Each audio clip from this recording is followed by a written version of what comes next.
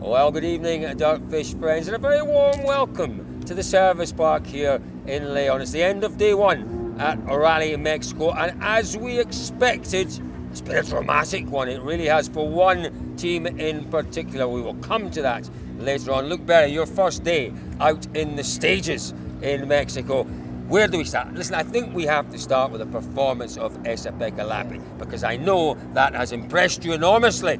He has, and I think it would be impossible not to be impressed with what Lappi's done today. We know he's a great driver. We know that the results this year in that Hyundai haven't flattered or been accurate to his true performance, but to be right there ahead of Sebastian Ogier, the guy we all thought had this event won before it even started, is incredible, so hats off to him. But you know what's really impressed me? We know how difficult that Hyundai has been in the past. Now, I guess the engineers, the bosses at Hyundai would say, well, we've continually developed this new car. But in the past, it's been difficult to master. Lappi has come in, and everyone thought, could be difficult for him in that team. Monte Carlo will forget about that. But Sweden and here, he's been remarkably quick. We are beginning to see the best of Lappi in what we thought might be a challenging car for him. Yeah, I think it's hard actually to add too much to that call, to be honest, because I think you're bang on. We reckon it's to do with the new facial hair. Shall we see what Lappi thinks he puts his best day ever in a rally car down to? One of the best days of my career, for sure. Quite amazing, but I need to stay calm. It's just the first day behind. Very important day in the end, but to secure a good starting position for tomorrow. But yeah, for sure I need to be happy and satisfied, but still stay calm. In the past, we've known that you are one of the very fastest drivers out there, but there's always been something missing. Do you think that maybe with the experience that you've got now, as you say, the co-driver, the notes, the car, your experience, do you think maybe you've taken a step up and that we're seeing the true Lappi now? You just told it that something has been missing, and it's been the hair. It's been what, sorry? The hair on here, you know. Simple as that. Seems so. That statement he's made there, saying it's maybe the best day he's ever had, we've got to remember, he's a rally winner. He won in Finland, and he's saying this is the best. What I reckon he might be saying is that it's the best he's felt, that he's driving maybe the best he's ever driven. Yeah. I am just so excited, potentially, by what Lappi can do. Never mind this weekend, this year. Going forward, yeah. It is interesting. You mentioned the Finland victory. I think for Lappi, it's always been quite a strange career journey, because in the lower classes, Super 2000 R5 cars, he looked like he was going to dominate the World Championships. He turned up, I think he won in about 4 events. It was super quick that he won, and that was now coming up 6 years ago that he won a rally. So for him to be here, and it looks effortless, and that's the great thing. We've had George Donaldson with us today, who said that exact same thing. He's watched the way Lappi's driving the car, and it just looks easy. He's not having to stress, he's not overworking it, and it's all just come to him. It is clicking now. It is clicking, and if I was his opponent, I would be worried, because Lappi is a prodigious talent who's using all of that experience now to show us what he can do, no question. Lappi, though, is in front at the end of day one. His lead, though, just under 6 seconds from Ogier.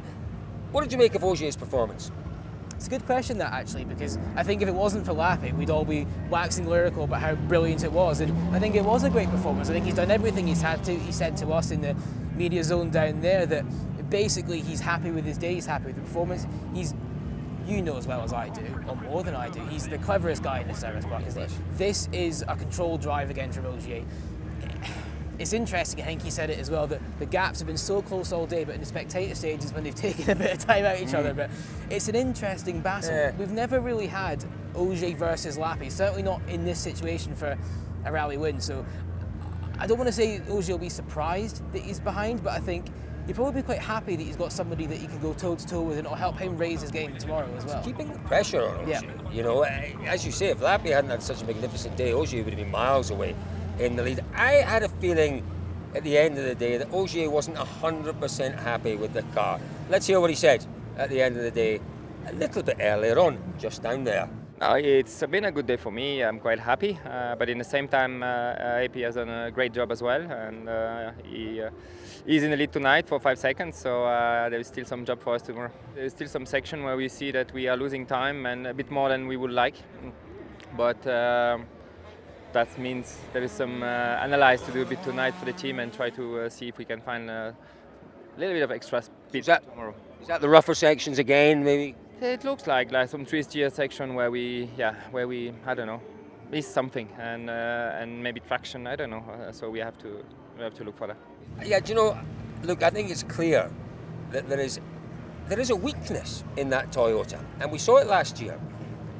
And perhaps they haven't quite ironed out those problems. You know, it's the rough gravel. They seem to struggle a wee bit on those conditions. I think Ogier was hinting at that maybe at the end of tonight. Yeah, I took the same thing as you from that. It's, we know they did a lot of work. We spoke about it in the preview actually about how that was their Achilles heel if there was one with that championship winning car. That just on the hotter gravel rallies, for some reason they can't quite dial in the perfect setup. It's just not quite where they want it.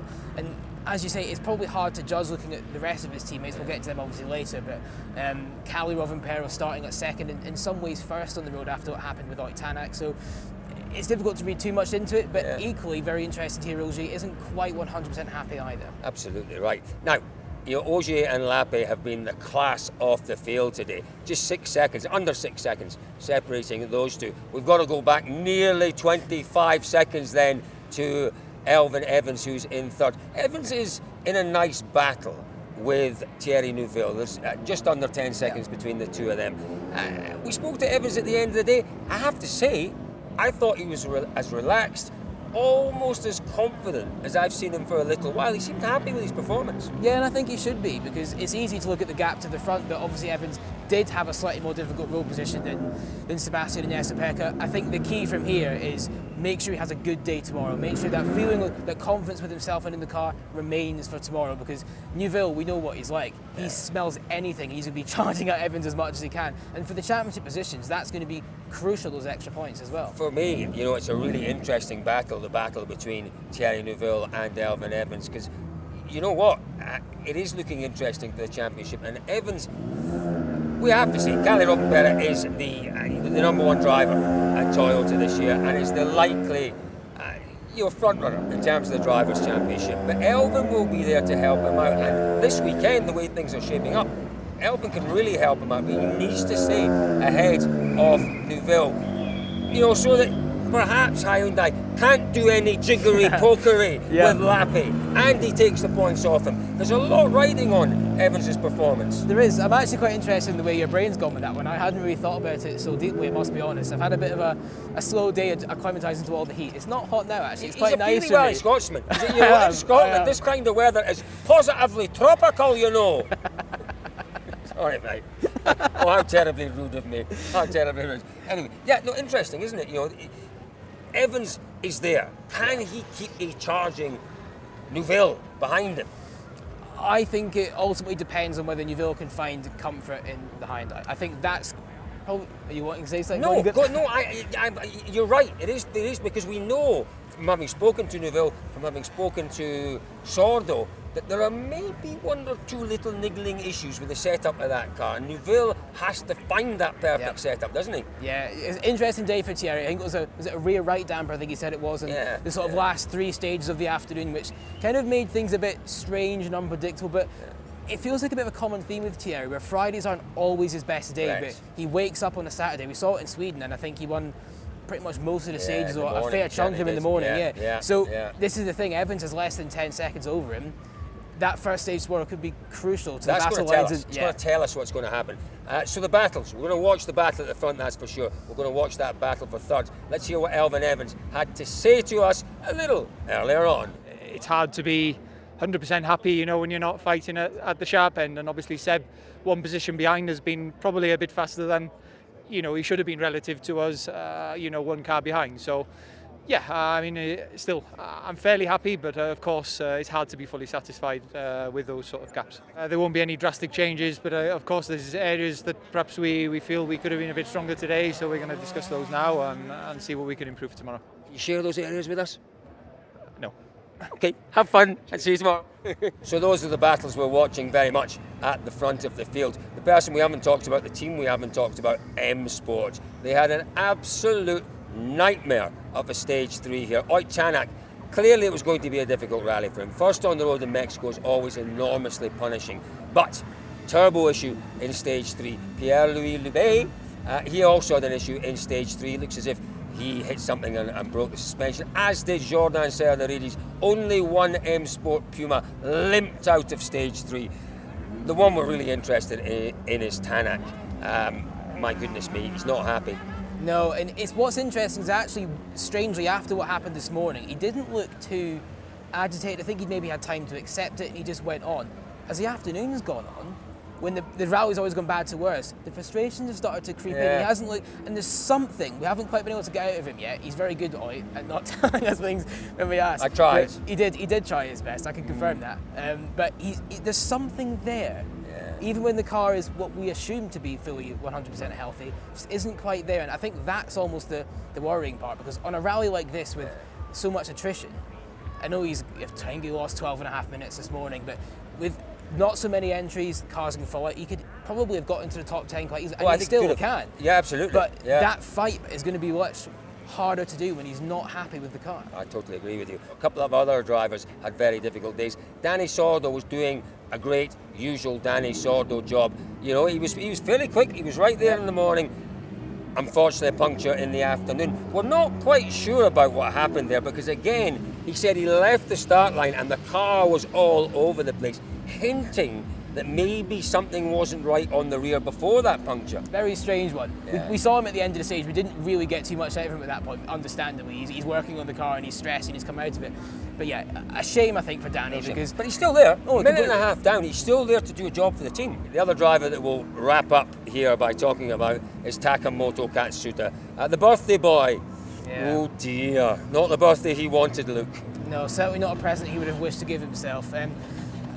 Interestingly, and I haven't actually seen any footage to confirm this, but he was talking about some sort of smoke and distraction burning inside the car this morning, which wasn't on the stage that he had his accident on. So whether that's upset Distracted him, maybe just broke his concentration, perhaps. Because everybody that's seen the sort of the footage of the car inside, he obviously comes into the corner too fast, but it's not a mistake we associate with Katsuta anymore, is it? It's something you maybe would have seen when he was still learning more, but I don't know, it's difficult. After what happened in Sweden as well, you were saying it earlier, he's a confidence driver, isn't he, Taka? So this is unfortunately probably going to be another knock to the confidence, but he does have, well, I don't know this for a fact, but if he is restarting tomorrow, he does have the next 1.5 days to learn. And we have to remember it's his first time in Mexico as well, so it's a difficult rally to learn. A very quick word for WRC2, because it's a star-studded lineup here. 3 former Rally 1 drivers, a WRC2 champion battling it out. Gus Greensmith answered a lot of questions out here today. He has been really impressive. Yeah, he has, and I know Gus throughout his career has had his fair share of detractors at times, but I have to say I think this move to WRC2 was the right one. I think it definitely seems to be the right one on evidence of today, and it's the first time he's been at the front of a rally for a good while. We've not done the stats yet. You can do that on EWRC results if you have the time, but it's amazing. And you've got to remember, I know he's done some testing in the car, but he's never driven a WRC rally in anything that's not a Ford. Absolutely. So it's an important thing. Really good day for Gus. Now, if there's one little glimmer of positivity for M Sport at the end of the day, it's the performance of Adrian Formeau. He is keeping things very, very interesting indeed in WRC2. I think it's 9 seconds behind he is in second place in WRC2. So Formeau, again, having a strong day out there today. Luke, your final thoughts on the opening day here in Mexico? It's been long, it's been colourful, it's been a great battle. I've got to spend time with Colin Clark, which means I'm learning lots, as always. Every day is a learning. It's learning year, isn't it? Learning year. I've been told. Yeah. It's been a joy. It's been an absolute joy having you with us today, Luke. And I'm very much looking forward to tomorrow. It's a long, hot day today. It's a longer, potentially hotter day out there tomorrow, folks. If today was tough, I think tomorrow is going to be tougher. I think, again, we're going to have to see this strategy of preservation against pushing, and it's going to be interesting to see who gets that right tomorrow. 100%. And all I'll just add is I really hope that the battle between Lappi and Ogier can sustain itself, because it's great to see Lappi here, but even better if we can have this fight going into the final day as well. He's absolutely right. You know where to be to follow that battle here tomorrow at Rally Mexico. Folks, thank you very much for joining us today here at dirtfish.com.